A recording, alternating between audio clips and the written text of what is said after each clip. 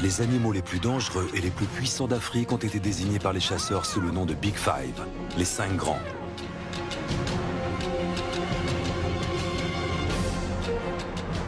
En Amérique du Sud, 5 espèces sont emblématiques de la faune sauvage.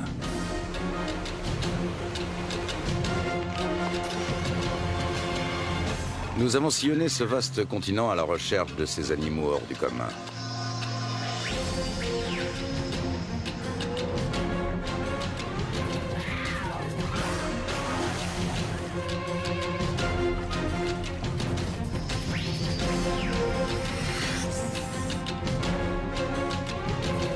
Des guides expérimentés nous ont amenés jusqu'à eux pour mieux vous les faire découvrir.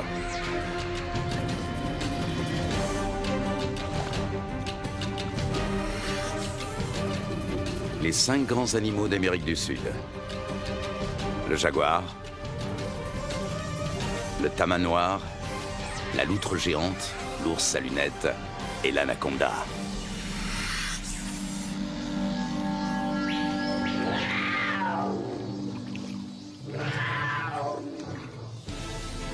À l'époque où les safaris étaient synonymes de chasse pour quelques privilégiés, il fallait plusieurs semaines pour rallier l'Amérique du Sud depuis l'Europe.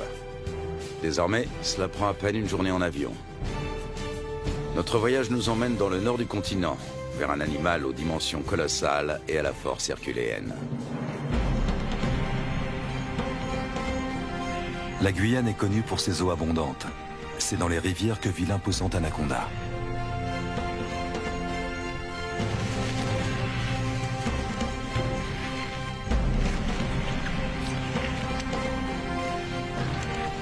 Vénéré et craint, mi-dieu, mi-démon, il règne en maître sur ce paradis aquatique.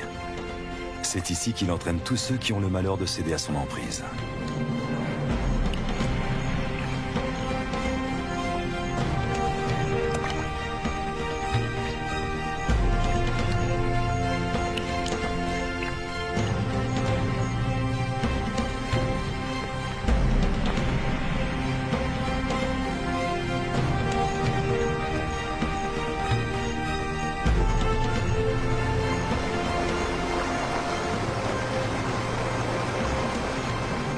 L'eau est l'élément essentiel de son habitat.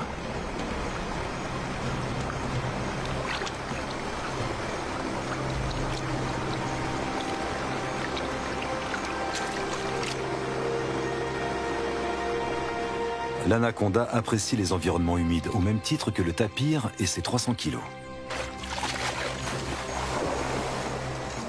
Et le caïman noir qui mesure jusqu'à 7 mètres de long.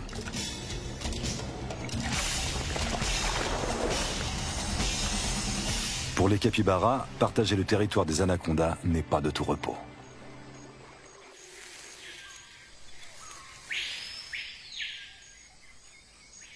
Lutz Dierksen est biologiste. Il est fasciné par les serpents constricteurs. Même s'ils ne sont pas venimeux, cela ne les empêche pas de mordre.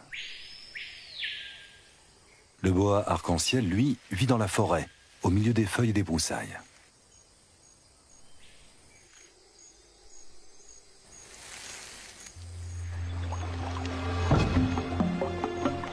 Dès 4 heures du matin, nous avons commencé à charger les 3 bateaux avant de nous mettre en route, à la recherche du grand anaconda.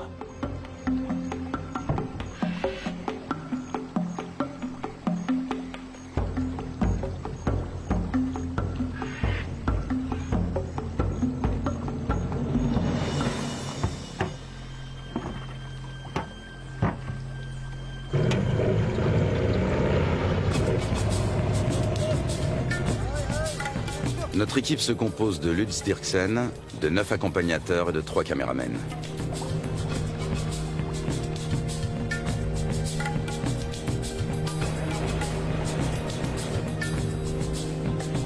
Même en pleine saison sèche, le niveau de l'eau est toujours très élevé. C'est de plus en plus souvent le cas ces dernières années. Pas un seul banc de sable isolé où les animaux pourraient prendre le soleil. Apercevoir des anacondas s'annonce difficile. Le grand anaconda, aussi appelé anaconda vert, vit à l'est des Andes, près des grands systèmes hydrologiques. On connaît bien la vie de ces serpents dans les zones marécageuses du Venezuela, les llanos.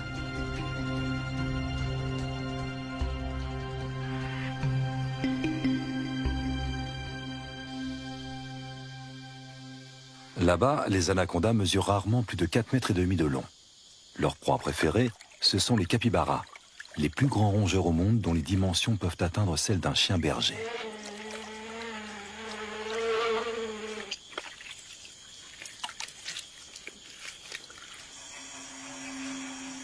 Pendant la saison sèche, la savane se transforme.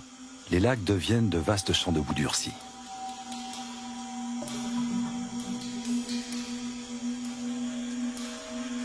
Difficile pour un anaconda de plus de 4 mètres de trouver un point d'humidité qui lui permettra de supporter la chaleur.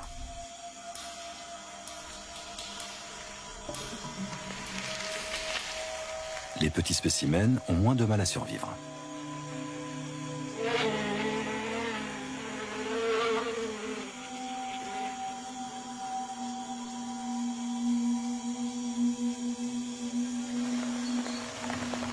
Début avril, la saison sèche touche à sa fin et les premières gouttes d'eau se transforment vite en pluie torrentielle.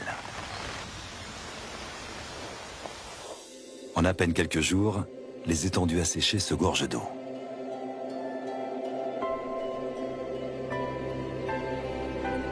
L'anaconda retrouve enfin son élément de prédilection.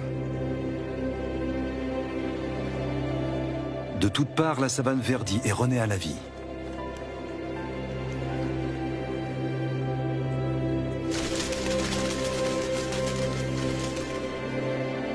Les anacondas qui vivent au bord du fleuve sont différents de leurs congénères de la savane. Ils peuvent mesurer jusqu'à 9 mètres de long. Contrairement à leurs congénères vénézuéliens, on sait très peu de choses sur leur mode de vie.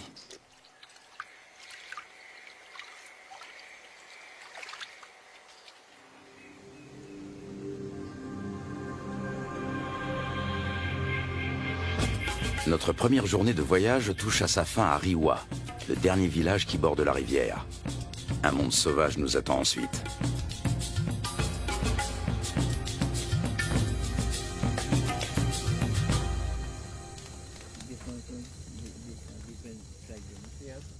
À la lueur du feu de camp, un vieux chasseur nous raconte la légende du matapi.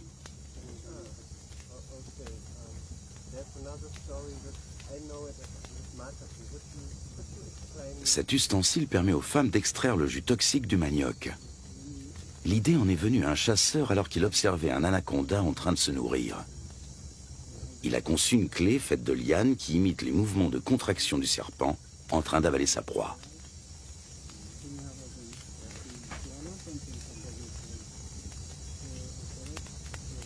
Fascinant. Tout autant que le ciel qui brille de 1000 étoiles au-dessus de nos têtes.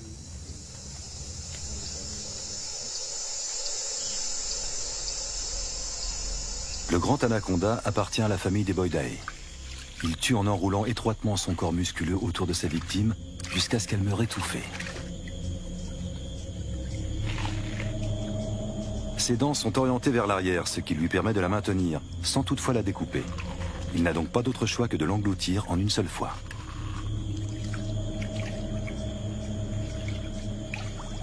Sa mâchoire et son corps sont capables d'une extraordinaire dilatation. Comme il ne peut déglutir, il détend puis contracte ses muscles. Grâce au mouvement ondulatoire de ses anneaux, il fait progresser sa proie toujours plus profondément dans son œsophage.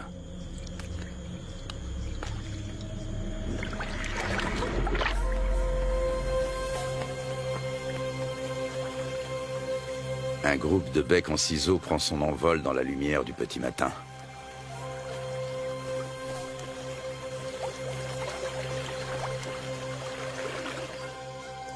Les bateaux sont chargés. Un rapide petit déjeuner, puis il faut repartir.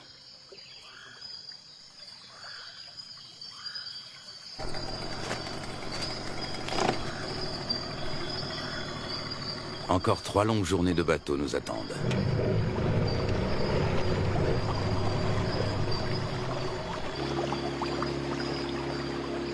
Notre objectif, un territoire inexploré situé en amont de la rivière. Il y a 2 ans, des chasseurs y ont observé des anacondas de plus de 6 mètres de long. Lutz Dirksen a l'intention de remonter cette piste. Il souhaite également réaliser la cartographie des espèces que l'on peut rencontrer dans la région. Plus nous progressons et plus la nature nous semble vierge.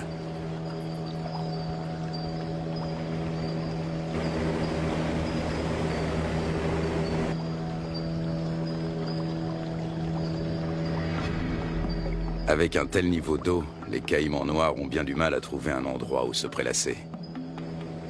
Les plus gros spécimens, eux, ont trouvé leur place au soleil.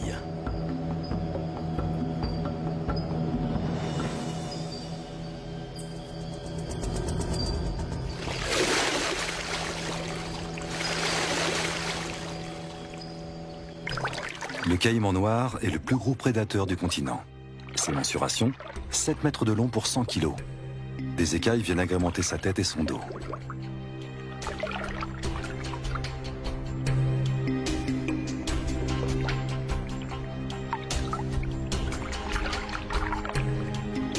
La peau cuirassée de son ventre et de sa gorge est particulièrement épaisse et dure. Sa mâchoire supérieure est typique de son espèce. Toute dent qui tombe repousse invariablement. Les petits points qui ornent son museau sont autant de récepteurs ultrasensibles qui lui permettent de localiser ses proies. Au fil de l'évolution, les crocodiliens, dont font partie les caïmans, ont su imposer leur domination. Après plusieurs heures de trajet, une pause est la bienvenue. C'est Lutz Dirksen qui tient le journal de l'expédition. Ses observations précises sur les espèces rencontrées lui seront plus tard d'une grande utilité. Notre campement sur la rive a éveillé l'intérêt des caïmans. Prudemment, mais non sans une certaine curiosité, ils viennent y voir de plus près.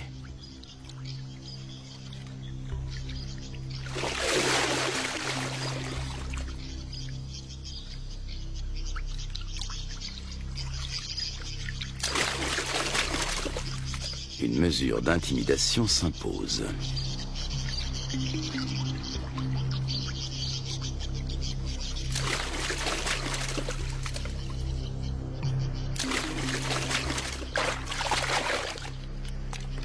Dans l'eau, le caméraman se fait tout petit.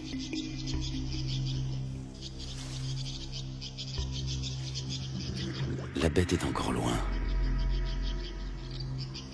Comment l'attirer sur un banc de sable pour mieux l'observer? La prudence est de mise. Le caïman commence par suivre le comportement des vautours. Une fois sûr qu'aucun danger ne menace, il vient récupérer les restes de repas que nous avons disposés en guise d'appât.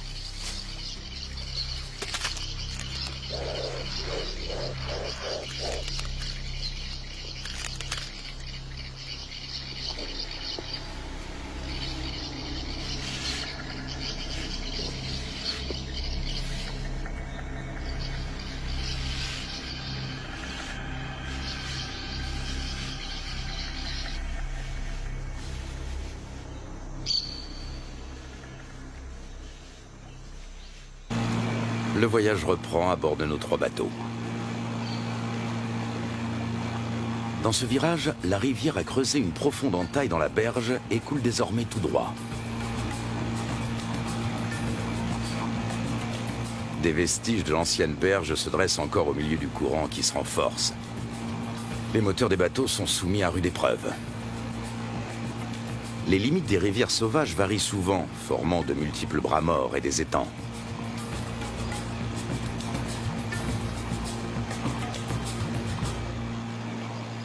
L'après-midi suivant, nous croisons une famille d'otaries géantes. Les Indiens les attirent grâce à un cri bien particulier.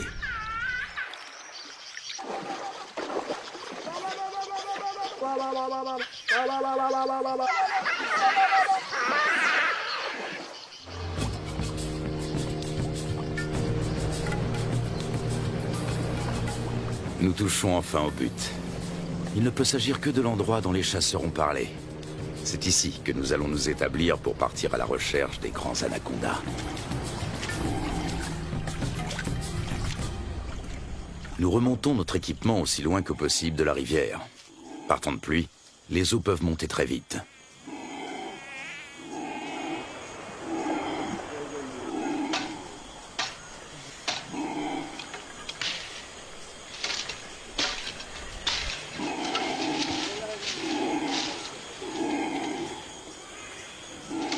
Sous les cris de protestation des singes hurleurs, nous installons 4 bâches imperméables.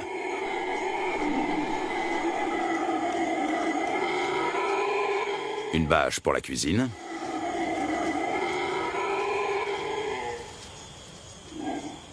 Une pour l'équipement de tournage.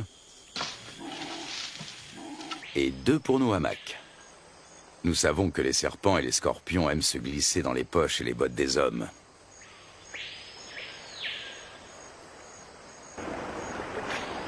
Du poisson frais vient compléter nos rations de riz, de pâtes et de haricots.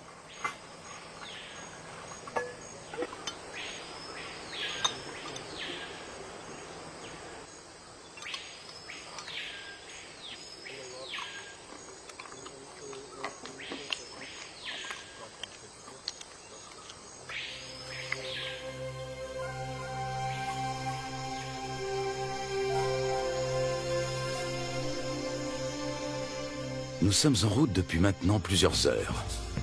En raison des fortes précipitations, les eaux sont encore très hautes, au point que les branches gênent notre progression. Les animaux n'ont pas besoin de venir à la rivière pour trouver de l'eau.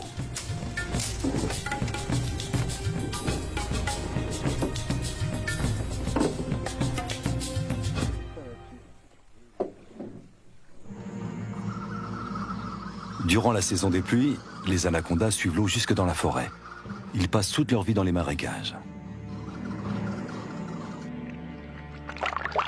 Même leur venue au monde a lieu en milieu aquatique. Dans le corps de leur mère, les embryons grandissent à l'intérieur des œufs. Lorsque ceux-ci sont prêts à éclore, les jeunes s'extirpent de la coquille avant d'être sortis du ventre de la mère. Ils naissent ensuite sous forme de petits serpents parfaitement développés. Ils sont tout de suite dans leur élément. Le nombre de jeunes dépend du gabarit de la mère. Chez une grande femelle, une portée peut compter plus de 80 serpenteaux.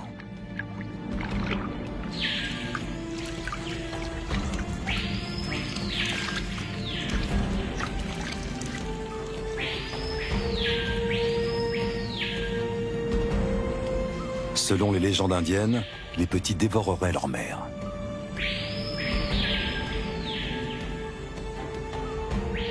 Un certain nombre de serpenteaux s'éloignent quelques minutes à peine après leur naissance. Ce sont déjà des prédateurs à part entière avec un redoutable instinct de chasseur.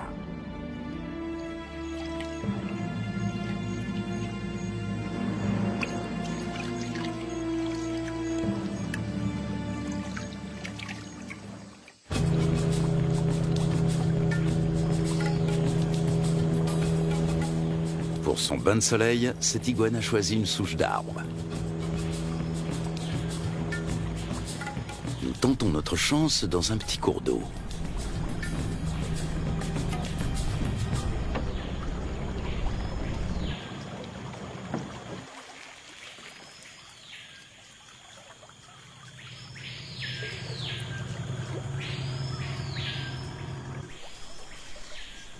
Aux aguets, notre capitaine a repéré un mouvement et attrapé le responsable.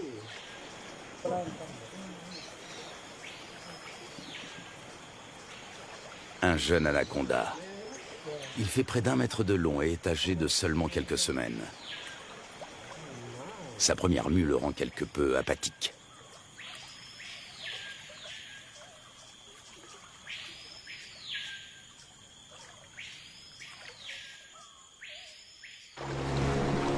De retour à bord du bateau, le soleil se fait brûlant. La saison sèche semble enfin arriver. Il faudra toutefois attendre plusieurs jours pour que le niveau des eaux baisse.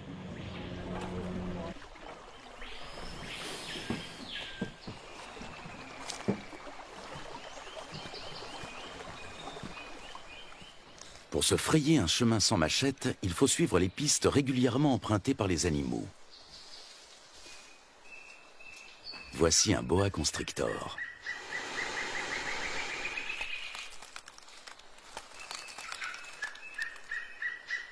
Nous sommes trop grands pour lui servir de proie, mais cela ne l'empêche pas d'essayer de nous intimider. Lutz Dirksen connaît bien le comportement des serpents. D'une main experte, il attrape doucement mais fermement l'animal derrière la tête. Le boa constrictor est un cousin terrestre de l'anaconda. Celui-ci mesure près de 3 mètres. Il s'agit clairement d'une femelle.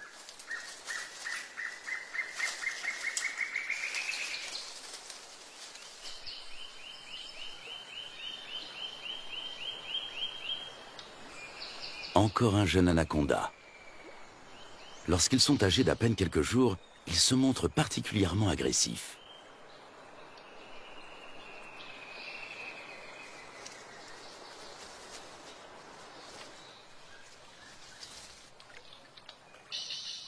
De retour au camp, Lutz Dirksen complète son journal.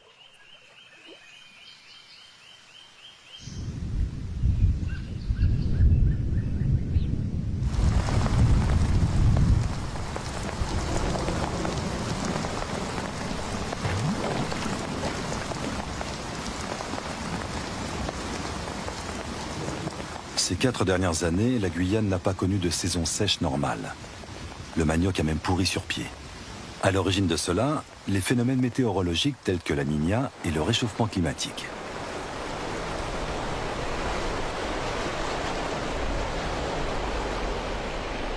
Des pluies torrentielles viennent grossir les cours d'eau. En quelques heures à peine, le niveau peut monter de plusieurs mètres.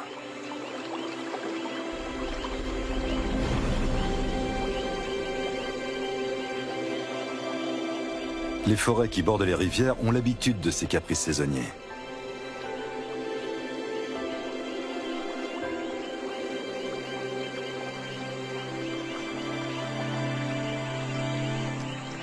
Les caïmans suivent eux aussi l'eau dans la forêt.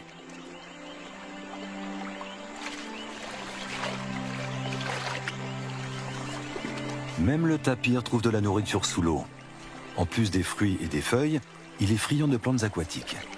Il faut dire que dans l'ombre des sous-bois, ce gros ongulé peine à trouver de quoi se nourrir correctement.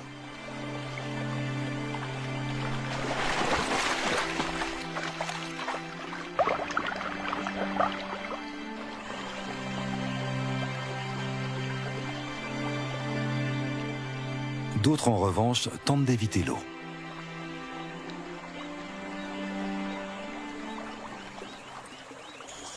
Au beau milieu de la nuit, le niveau d'eau a encore subitement monté de plus de 3 mètres.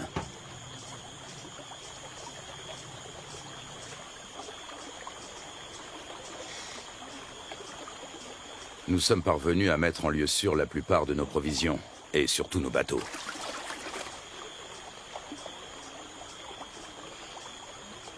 Il faut dresser maintenant le bilan des dommages.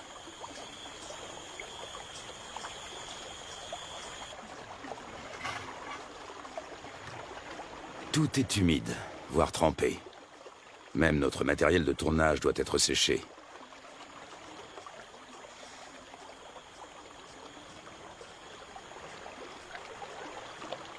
Continuer ou faire demi-tour? Telle est la question. Si nous voulons rester, il nous faut un campement en amont des cascades. À condition de venir à bout de celle-ci.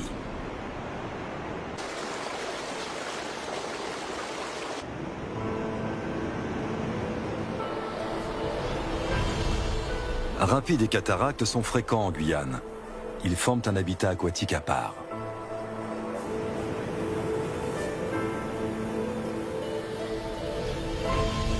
Les vautours s'attribuent les victimes de noyades.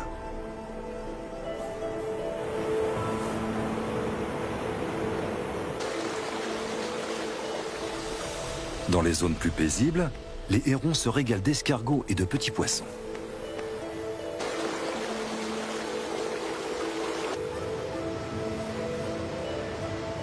Les loutres géantes, elles, aiment chasser dans les remous poissonneux.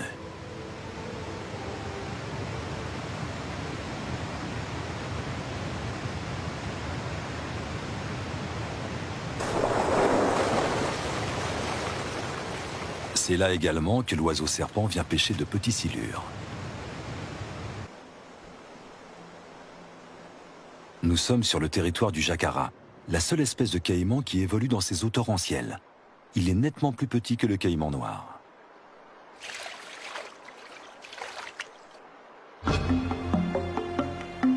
Après en avoir débattu, la décision est enfin prise.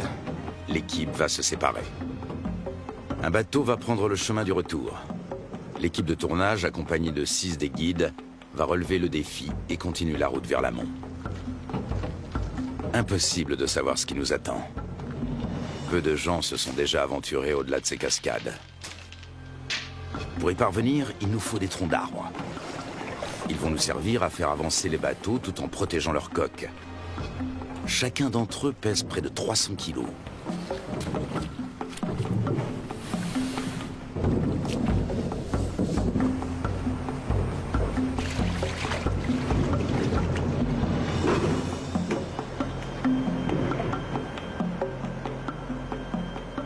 Lutz Dirksen repère un cousin de l'anaconda. Il s'agit d'un Corallus hortulanus qui vit dans les arbres.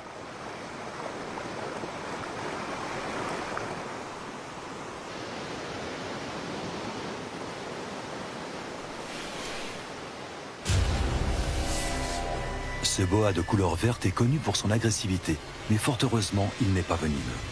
Lorsqu'il attaque, il se cramponne à sa proie.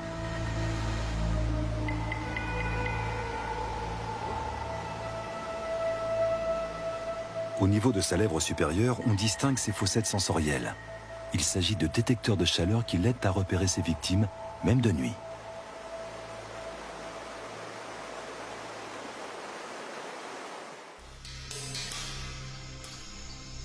L'anaconda aussi s'oriente grâce à la chaleur corporelle dégagée par ses proies lors de la chasse.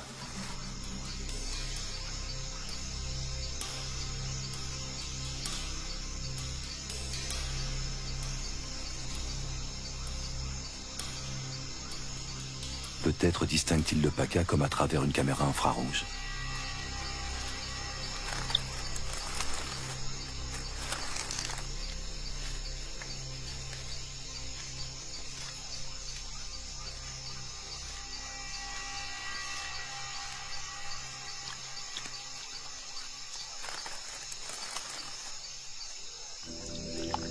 Le plus souvent, l'anaconda chasse en restant immobile sous l'eau, attendant qu'une proie arrive à sa portée. Seul son nez et ses yeux dépassent discrètement de la surface.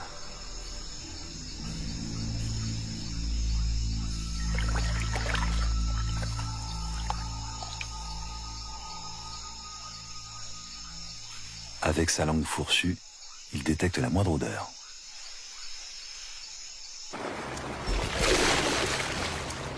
Nous progressons bien plus péniblement que nous ne l'avions imaginé. À la cascade succèdent des rapides, puis une nouvelle cataracte, puis encore des rapides. Impossible de naviguer, il y a trop de rochers sous l'eau. Le doute commence à s'installer.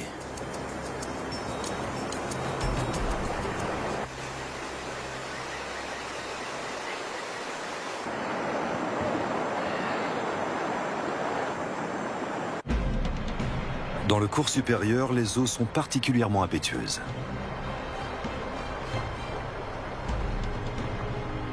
Jalonnés d'îlots et de rochers, de nombreux rapides se frayent un chemin à travers la contrée sauvage. Souvent, ils sont impraticables sur plusieurs kilomètres.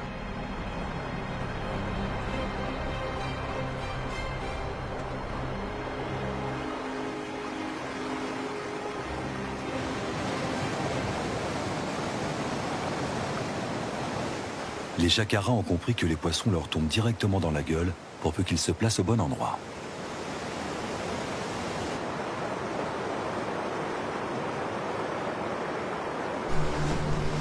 Au bout d'à peine quelques centaines de mètres, une nouvelle cataracte nous ferme le passage. Une fois de plus, impossible de passer.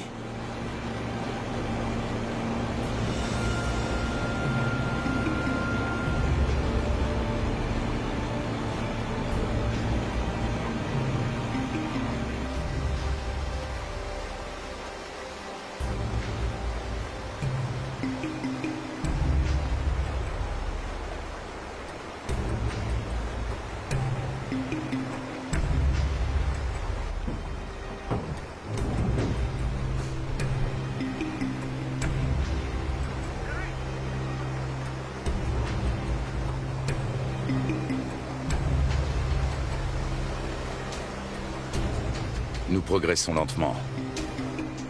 Souvent, la voie se referme et il faut rebrousser chemin pour tenter notre chance dans un nouveau bras.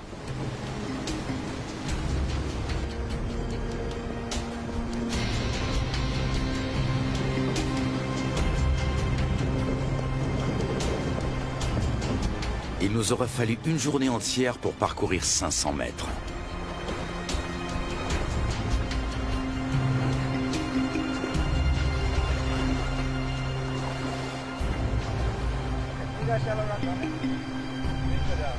Alors que nous nous apprêtons à renoncer, le fleuve change de visage pour redevenir enfin navigable.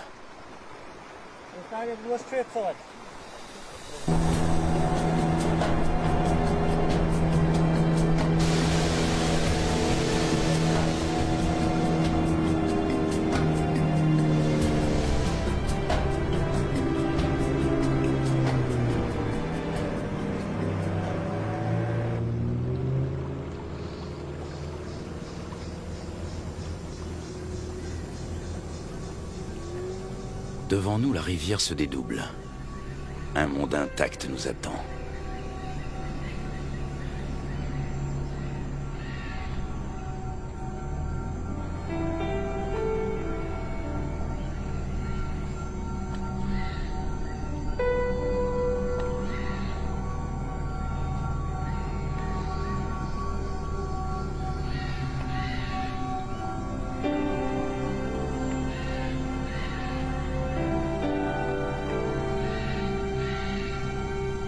Le lendemain, un nouveau campement est monté.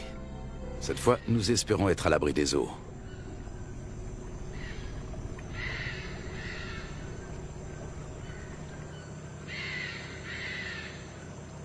Non loin de notre campement, nous tombons sur un groupe de capybaras. L'un d'entre eux arbore sur le flanc une tache rougeâtre qui ressemble fort à une morsure fraîche.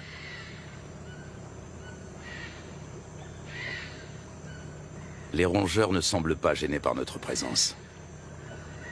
Ailleurs, ils se montrent plus farouches. Ici, ils ne redoutent que le jaguar et l'anaconda. Et puis, au milieu d'un enchevêtrement de branches, il est là, immobile. Il a pourtant perçu notre présence depuis un bon moment.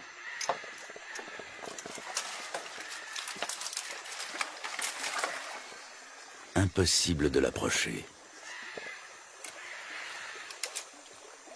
Mais Lutz Dirksen sait que l'anaconda n'est pas du genre à fuir bien loin.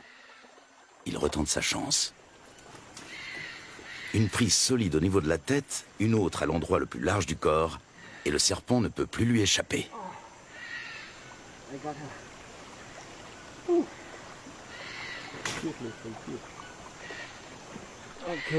On va le mesurer.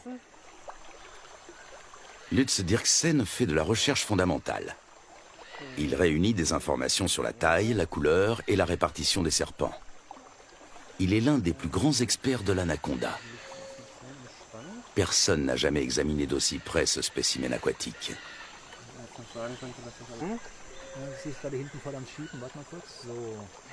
La taille de la tête permet de déterminer l'âge. Plus la tête est importante comparée au corps, et plus le serpent est vieux. À présent, Lutz va déterminer son sexe.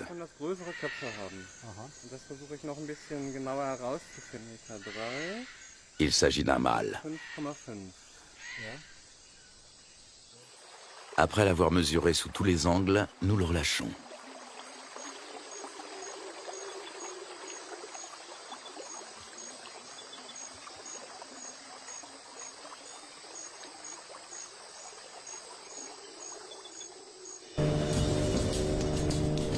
Les jours suivants, notre quête d'un spécimen de grande taille se poursuit.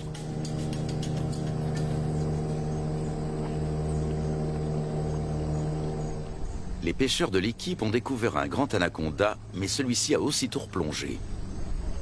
De toute évidence, il est toujours dans les environs.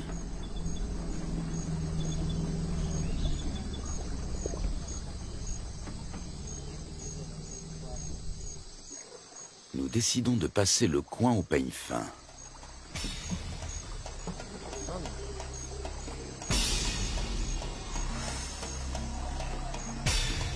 Et nous parvenons à rattraper le fuyard.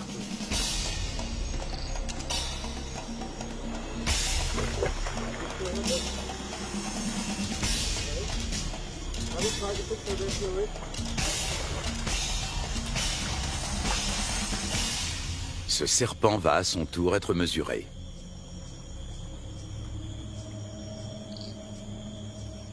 Encore un mâle. 3,30 m de long.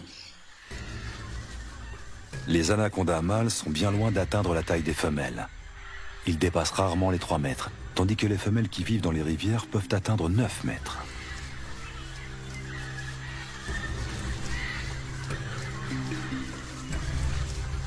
Les mâles trouvent les femelles prêtes à l'accouplement en suivant les phéromones qu'elles émettent.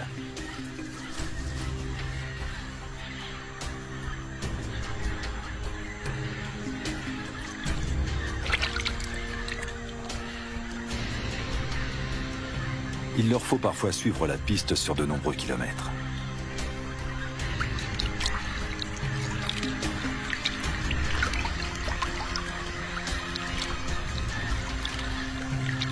Il arrive que plus d'une douzaine de mâles s'enroulent autour d'une même femelle. En ondulant, ils tentent de repousser les assauts de leurs rivaux.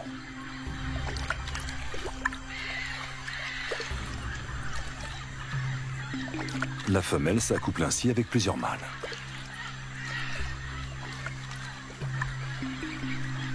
Dans les mythes indiens, l'anaconda à plusieurs têtes est une divinité récurrente. Cet enchevêtrement amoureux en est peut-être l'origine.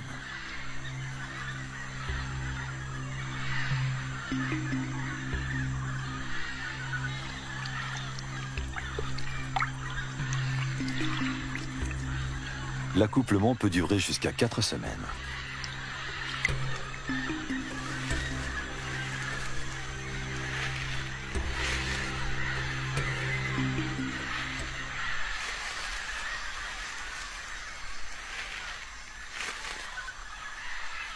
Les mâles repartent ensuite, chacun de leur côté.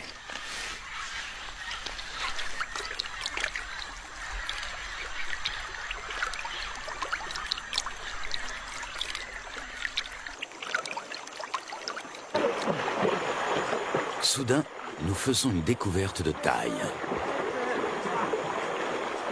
Un serpent géant tout près de la rive.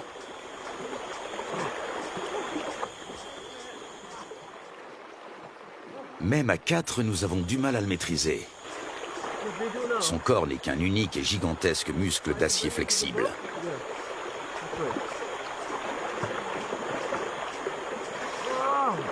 Il doit avoisiner les 200 kilos. Il s'agit d'une femelle.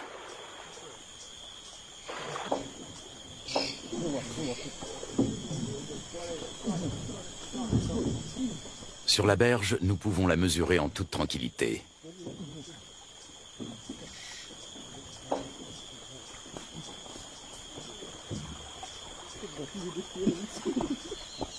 Un sac sur la tête devrait la calmer. Un moyen qui a fait ses preuves.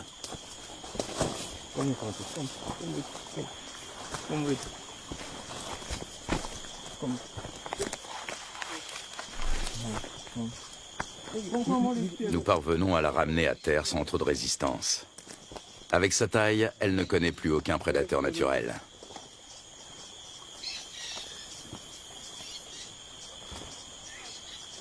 Certes, elle n'est pas venimeuse, mais elle sait se défendre.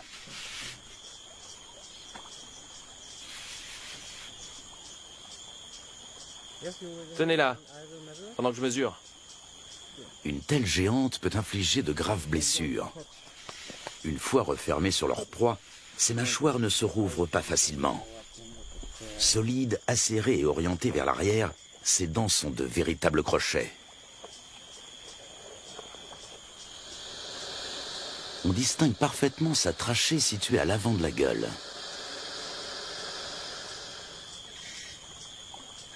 Elle lui permet de respirer pendant qu'elle avale lentement ses victimes.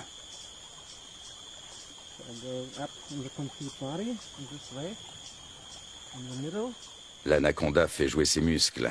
Difficile de prendre ses mesures.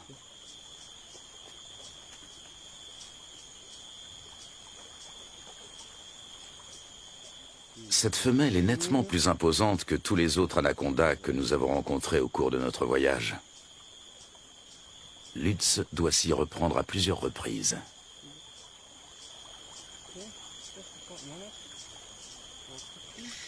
« 4,50 m. «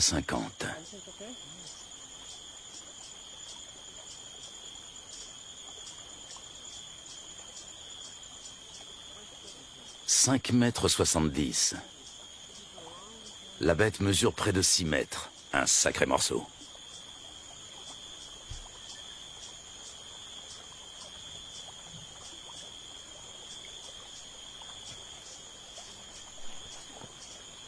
Lutz mesure la circonférence de son corps à l'endroit le plus fort.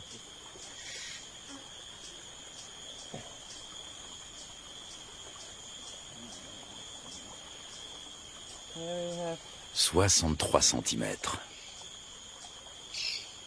Il s'assure que le dessin de ces écailles correspond bien aux descriptions scientifiques du grand anaconda.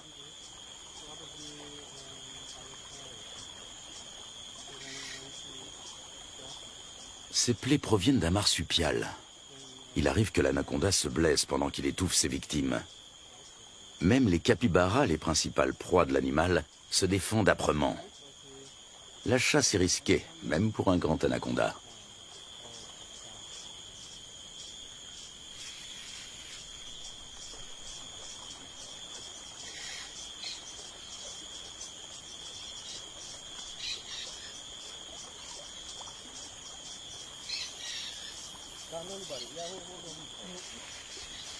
Il faut maintenant relâcher la tête de l'animal, la manœuvre la plus délicate. Lorsque le serpent retrouve sa vision, il vaut mieux être déjà loin.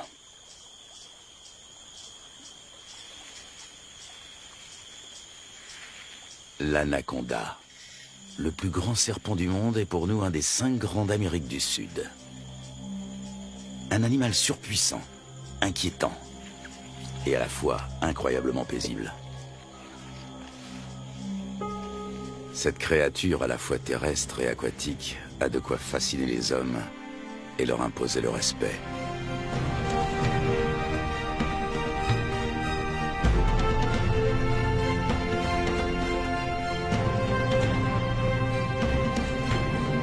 Et demain, une autre rencontre pleine de magie nous attend avec le jaguar, roi de la jungle amazonienne et dieu pour bien des tribus encore. Mais pour l'heure, il y a l'actualité vue par Arte Journal.